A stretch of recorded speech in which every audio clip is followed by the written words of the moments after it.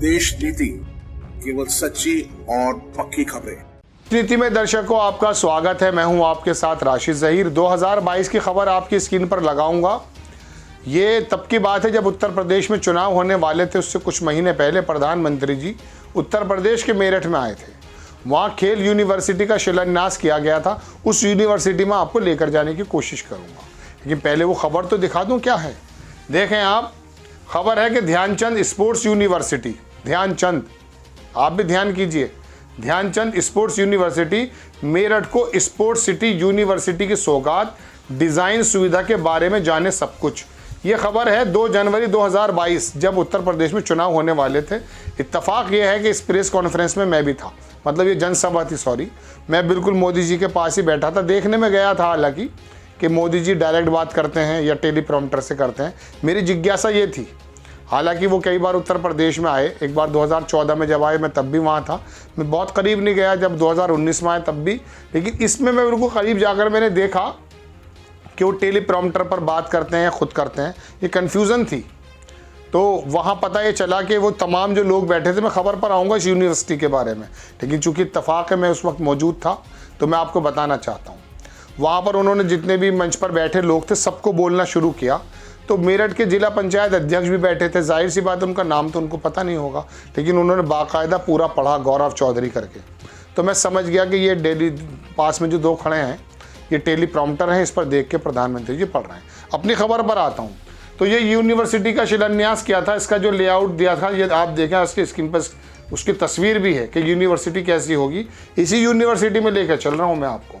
देखिए ध्यानचंद, और ये बताया गया कि साहब 900 करोड़ रुपया खर्च होगा। हालांकि 2021 में योगी आदित्यनाथ जी ने इसकी घोषणा कर दी थी। अब क्या चल रहा है साहब? अब चल रहा है 2023। अब 2023 में क्या हुआ है वहाँ पर दरभंगा अस्पताल की तरह मैं आपको दिखाने की कोशिश करता हूँ। ये देखें आप, पहली तस्वीर मैं आपको दिखाता हूँ। इसमें कोई शेखर दीक्षित हैं, उन्होंने इसको ट्वीट किया, लिखा दरभंगा एम्स के वरिष्ठ डॉक्टर ने उत्तर प्रदेश के पहले खेल विश्वविद्यालय की आधारशिला 2 जनवरी 2022 को रखी थी। अभी दरभंगा एम्स और खेल विश्वविद्यालय दोनों लापता हैं। पुराने दर्शक जानते हैं कि दरभंगा एम्स का जिक्र यहाँ क्यों है। मोदी जी ने कहना शुरू कर दिया था कि वहाँ पर चल रहा है सारा काम, वहाँ कुछ नहीं था। अब इन्होंने कहा कि जिन्होंने दरभंगा की बुनियाद रखी थी उन्होंने खेल यूनिवर्सिटी जो मेरठ में बनाई गई इसके बारे में कहा है। अब आप देखें, डॉक्टर रविंद्र राणा है, इन्होंने एक वीडियो ट्वीट किया है। उत्तर प्रदेश का पहला खेल विश्वविद्यालय 2 जनवरी 2022 को इसका शिलान्यास हुआ। यहाँ जुगाड़ के खेल नाम का अंतर्राष्ट्रीय कोर्स चलता है। ये तो शोध का विषय है कि अब तक कितने बैच निकल चुके हैं। कई डंडा गुल्ली, गुल्ली डंडा, पिट्ठू, पकड़ा पकड़ी जैसे कई कोर्स जल्दी शुरू होने वाले हैं। छोटा सा वीडियो देखें आप। 2 पेड़ काट कर लगाए हैं पिलखन के, और ये बीम लगाने के लिए इस तरह का यहाँ स्ट्रक्चर बनाया है। देख लिया वीडियो आपने दर्शकों। यूपी कांग्रेस ने इसको ट्वीट किया, लिखा कि यूपी का पहला खेल विश्वविद्यालय देखिए।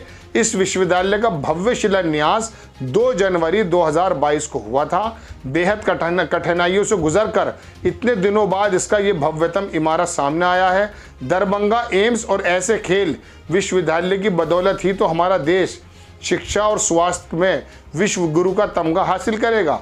इतना देखने के बाद अब ये कोई ये कहे कि साहब और उनकी सरकार काम नहीं करती, ये तंज है।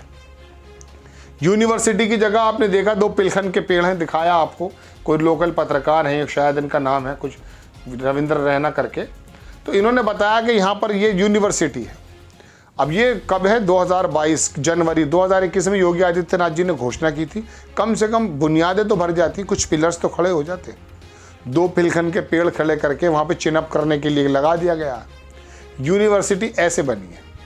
1.5 साल के ज़्यादा हो गया, जनवरी और अब चल रहा है सितंबर। शिलान्यास हुए, 900 करोड़ रुपए का बजट है। और इसके अंदर ख़ास बात मैं अगर आपको बताऊं, इसके अंदर इसके कुलपति का भी पद सृजन कर दिया गया है।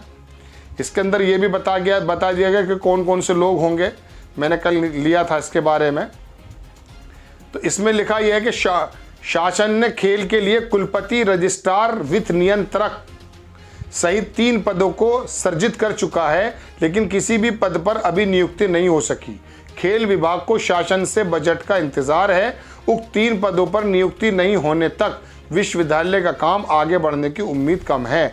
पद बना दिए गए हैं, इसका वीसी भी बना दिया जाएगा, लेकिन वहां पर है कुछ नहीं। तस्वीर आपको दिखा दी थी किस तरह से है।